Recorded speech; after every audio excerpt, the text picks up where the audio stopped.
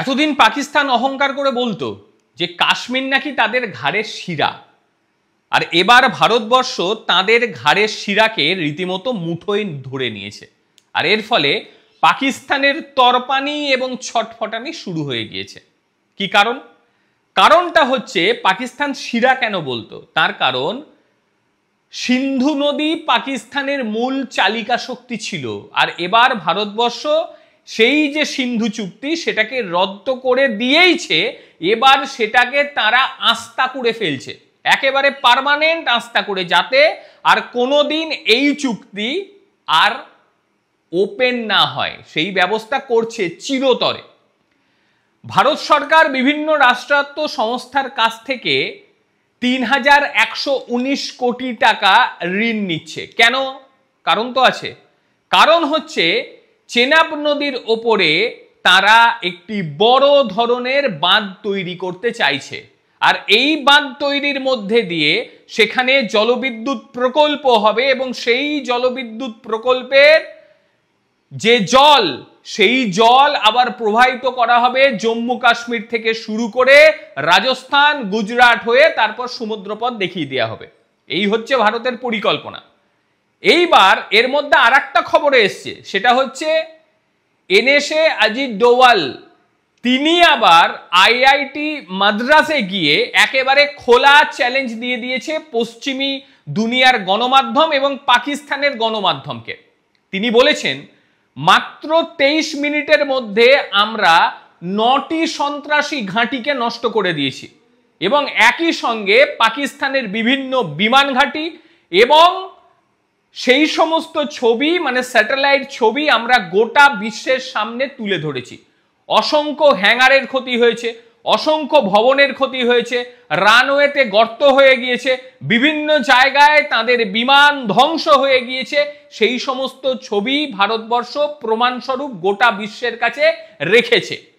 কিন্তু পশ্চিমা দুনিয়াগুলো এবং পাকিস্তানি মিডিয়াগুলো যেভাবে মিথ্যে কথা চালাচ্ছে, তাতে একেবারে অজিত ডোভাল তাদেরকে চ্যালেঞ্জ দিয়ে বলেছে, কোন ছবি যদি তারা দেখাতে পারে ভারতের বিরুদ্ধে তারা ক্ষয়ক্ষতি করেছে, তবে দেখাক।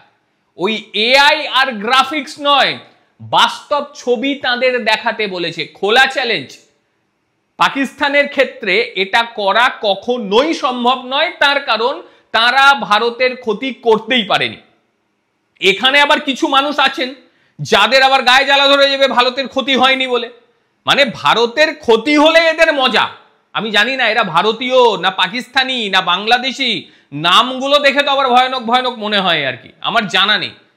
কাজেই এই সমস্ত উচ্ছিষ্ট মানে এঁটো জিনিসগুলো যে যা বলছে বলতে দিন, এদেরকে পাত্তা দেওয়ার লাভ নেই।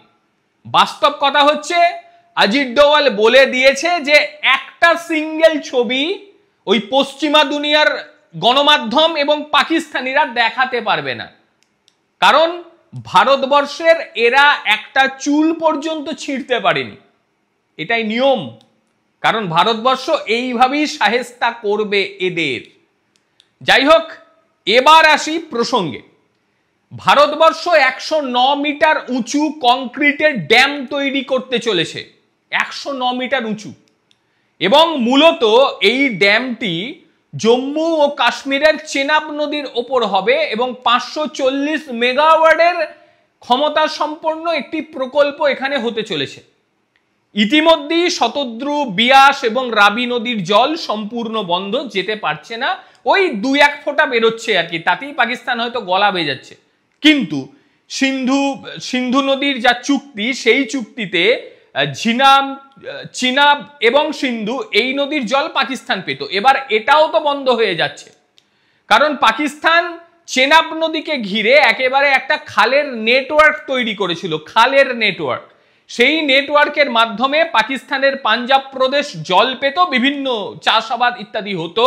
আর এবার এই পশ্চিমা নদীগুলো যেমন চেনাব, ঝিলাব, সিন্ধু, এইগুলোর ওপরে ভারত পুরো মাত্রায় তাদের অধিকার কায়েম করে নিচ্ছে। কারণ বাঁধ প্রকল্প করার মধ্যে দিয়ে এখানে যেমনভাবে জলবিদ্যুৎ উৎপন্ন হবে, ঠিক একইভাবে এই জল জম্মু কাশ্মীর, রাজস্থান, গুজরাট হয়ে এটা চলে যাবে সমুদ্রপথে। কাজেই নদীর গতিপথ পরিবর্তন হচ্ছে এবং এই নদীর জল পুরো মাত্রায় ব্যবহার করবে ভারতবর্ষ। এইবার বিভিন্ন ব্যাংক ভারত সরকারের সঙ্গে যোগাযোগ করতে শুরু করে দিয়েছে এবং এই প্রকল্পটার জন্য খরচা হতে চলেছে 5,000 থেকে 4,500 কোটি টাকা। এটা প্রাথমিকভাবে ধরা হচ্ছে। ভারত বলছে ঠিক আছে, আপনারা যদি লোন দেন তাহলে আমাদের 3,119 কোটি টাকা লোন দিতে পারেন। বিভিন্ন ব্যাংক বিভিন্ন সংস্থা বলছে না না আপনারা লোন নিন, কোনো অসুবিধা নেই, সবটাই নিন, অতিরিক্ত নিন। কিন্তু ভারত বলছে না না এগুলো হবে না, ওই আপনারা মোটামুটি এটা দিন, বাকিটা আমরা সামলে নেব। লোন নিয়ে করবে কিন্তু ভারতবর্ষ, মানে এটা ভাবার কোনো বিষয় নেই যে ভারতের টাকার অভাব। যারা লোন দিচ্ছে তারাও ভারতীয়, যেসব সংস্থা লোন দেবে বলছে তারাও ভারতে ব্যবসা করছে। একটা পদ্ধতির মধ্যে দিয়ে যায় তো ভারত, সেই কারণেই লোনের কথাটা উদ্ধৃত করলাম। এটা শুনে আবার অনেকে বলবে কেন পয়সা নেই, লোন নেবে কেন, এরকম কথা বলবে আর কি কিছু মানুষ। শিক্ষিত মূর্খরা প্রচুর রয়েছে যারা এসব ভুলভাল কথাবার্তা বলবে। যাই হোক, তো ভারতবর্ষ লোন পেয়ে যাবে, এটা নিয়ে বড় কিছু ব্যাপার নয়। বিভিন্ন সংস্থা আছে তাদেরকে লোন দিয়ে দেবে। এইবার নদীর যে পূর্ণ শক্তি এটা পুরো মাত্রায় ব্যবহার করবে ভারতবর্ষ।